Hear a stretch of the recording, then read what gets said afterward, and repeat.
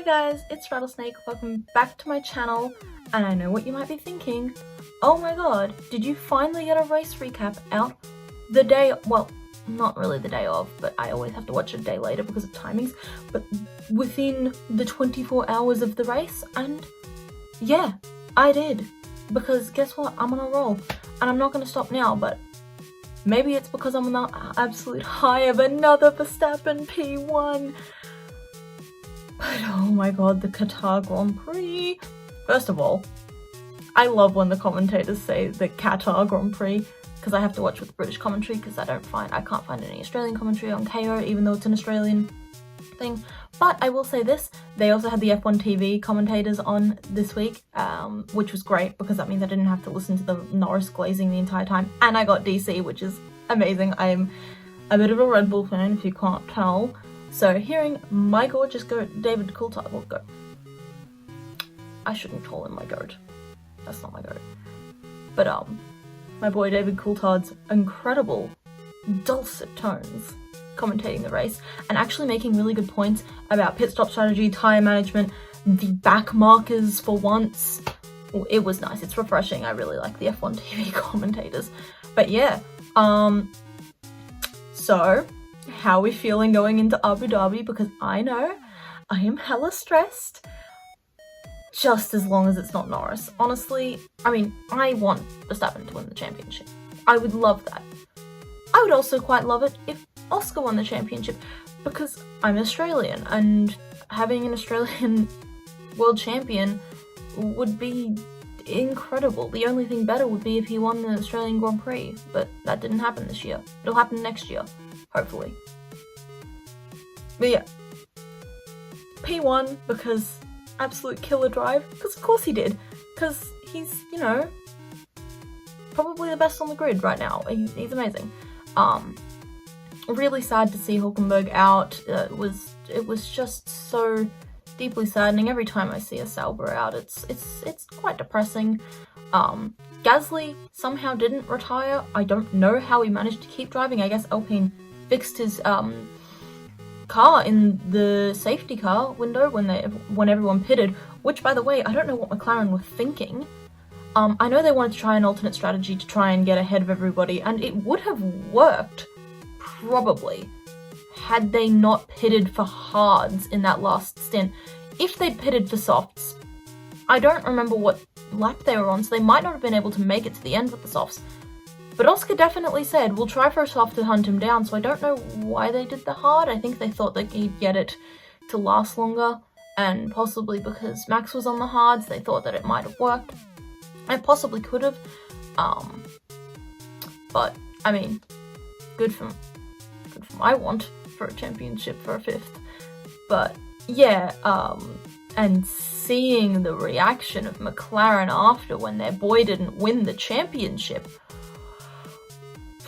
it'll be interesting next week, that's for certain. I can imagine this is how fans in 2021 felt going into the Abu Dhabi Grand Prix, which I don't want anybody coming in my comments talking about, oh, Hamilton's 8th and, you know, cheating and stuff. Oh, still we cry.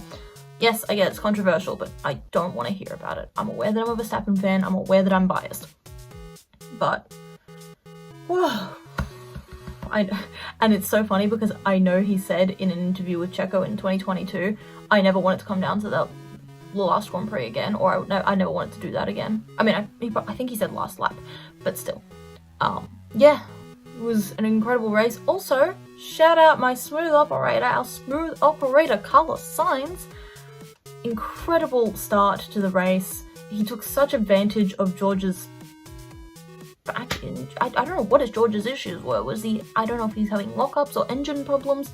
I know that he's been having trouble steering and that he's been having issues all weekend, but I wasn't expecting that. Yeah, he took a really big advantage of that, and then when all the pit stops came through, he was so good to be holding off Antonelli and then holding off Norris. I mean, he put in a killer drive. I think he probably deserved driver of the day rather than Verstappen, but oh well, I mean, Oscar probably also deserved driver of the day. If he had won it, I think. He bottled that.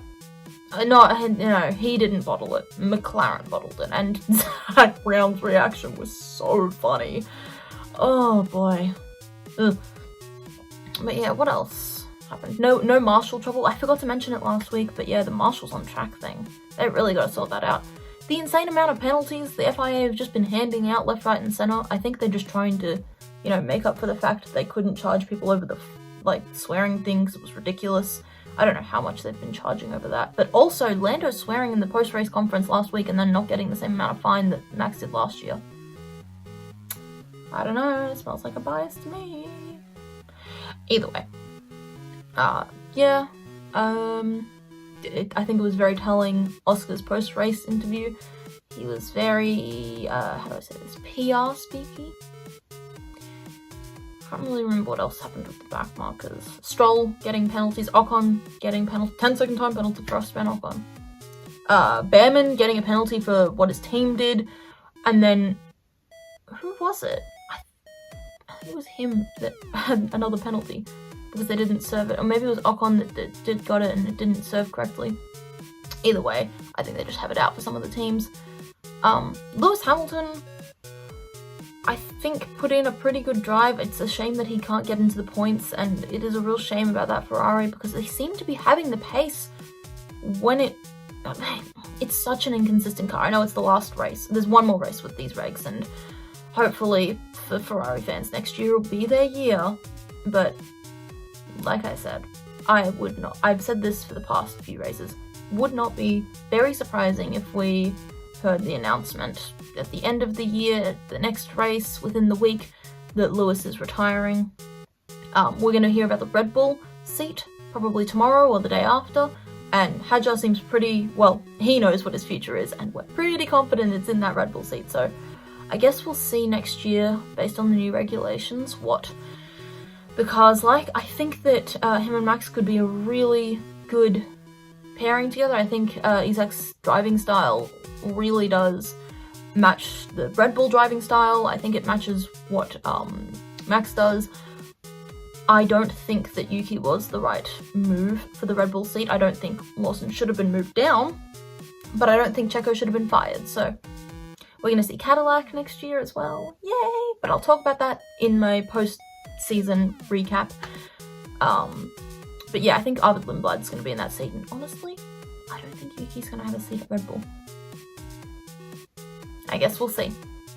But I think that's all I have to say about the Qatar Grand Prix. And if I'm saying it wrong, I'm sorry. I don't speak Arabic, which is definitely the language they speak. Oh hey, my sounds are coming on, so enjoy that. Anyway, thanks for watching me ramble. I'm a bit hyped up because P1, but yeah, 12 points. We'll see how this season ends. Hopefully it's a good ending, and let's hold on. But thank you for watching. I'll see you maybe later this week. Peace!